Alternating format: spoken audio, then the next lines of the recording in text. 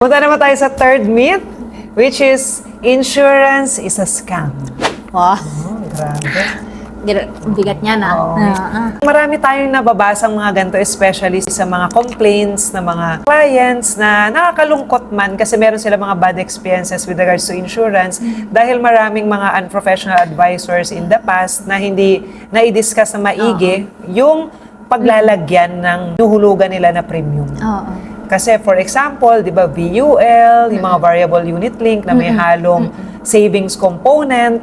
So pag talagang VUL, mark to market siya. Wala kang guaranteed na makukuha.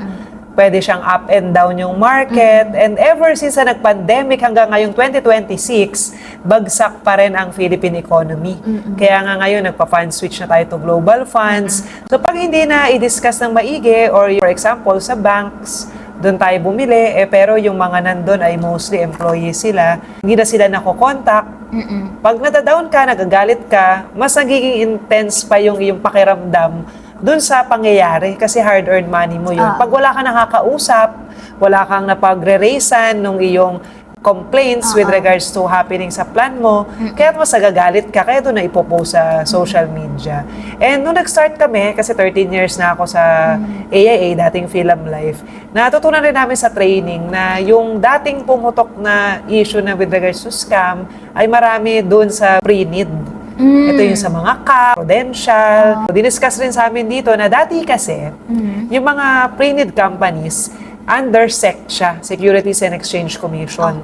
Pero syempre, nung nagkaroon na ng maraming ganyan na mga happening, under Insurance Commission na siya.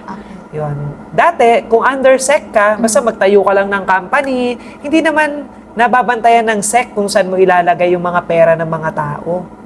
Diba? Yung mga ini-invest sa'yo, saan mo ilalagay, hindi naman siya nababantayan closely. Sa dami ng mga businesses all over the Philippines, hindi na nila mababantayan yun isa-isa. Compared pag Insurance Commission, may mga minimum capitalization, yung Insurance Commission, bago ka magtayo ng insurance company. And then kapag maglalabas ka ng product, every changes or bago man, ipapa-approve pa sa Insurance Commission saan mo ilalagay na investment component, saang companies mo ilalagay, anong funds, anong pagkakagawa ng mga benefits. So, well-protected. Tayong mga Filipinos, tayong mga nag-i-invest, tayong mga nagse-save para sa plan. And iilan lang kasi ang insurance companies here in the Philippines. Dati nga, 30-something lang. Ngayon, syempre, nadagdag na. Even if yung mga HMO companies under Insurance Commission na, gino-govern na talaga ito para maprotektahan tayong lahat. Yes. Kaya, yun po yung talagang nangyari dati. Even ako, nabigyan ako ng daddy ko ng cap, pero nung at a certain period, nung gagamitin na, wala rin kaming nakuha. Kasi ang kwento daw pala is, yung dati po sa cap ay yung mga pera ng mga nag-invest nating lahat, ay invest nila sa real estate properties. Syempre, dahil mabilis ang pag-increase ng tuition fee here in the Philippines, 10% nung nawala na ng cap. So year on year, yung estimate nila dati na ganitong year, mabibigay sa yung ganitong money, hindi nangyari yun. Kaya sa real estate, usually average ng 4% lang yung kinikita pag doon ilalagay. So most ng mga monies na ilagay sa properties, kaya tuloy hindi siya liquid. During that time na magkailangan na ng mga policy owners ng pera dahil magka-college na ang kanilang mga kids, magka-college na kami, wala na kaming makakuha. Wala nang makuhang liquid para sana pang tuition. Yun naman yung mahirap syempre pag mga properties lahat, tapos hindi na-go-govern kung saan ilalagay nung company. Kaya, moving forward, yan na yung naging changes with regards to insurance companies. Lahat under na ng Insurance Commission, nasa Manila po ang kanilang office.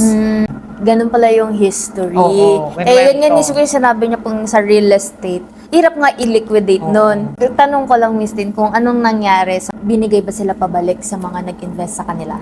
Wala kaming nakuha. Or may nangyari ba? Rin, ongoing. Marami pa rin mga naghahabol na makakuha ng kanilang hard-earned money, di ba? Expecting na sinave ko to para dyan sa education ng anak ko. Wala na rin talaga nakuha. Yung ibang mas maaga nakakuha, good for them. Pero yung mga iba, parang kami, wala rin nakuha. Yung iba, nung for a start, nakakuha ka pa kunti-kunti.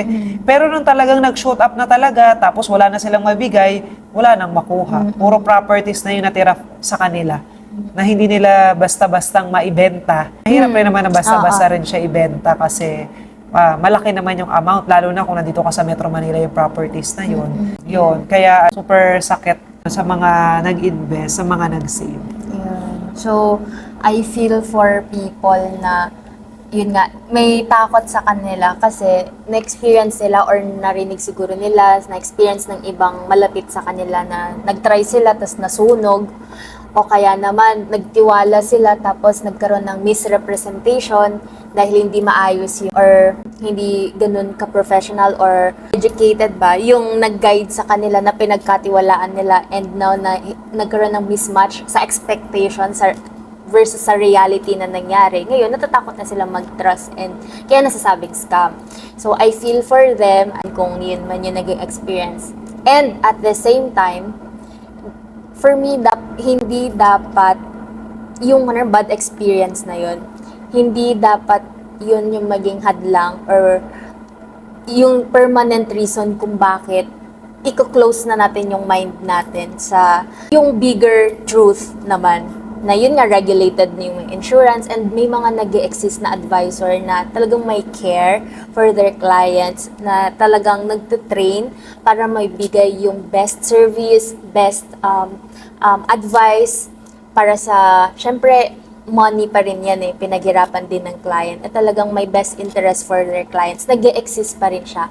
Nag-exist yung mga yun kahit na may yung mga salungat din like yung talagang commission lang yung hanap or yung hinahabol and talagang totoo naman yung mga pinagdaanan nila. So, nagko-coexist sila.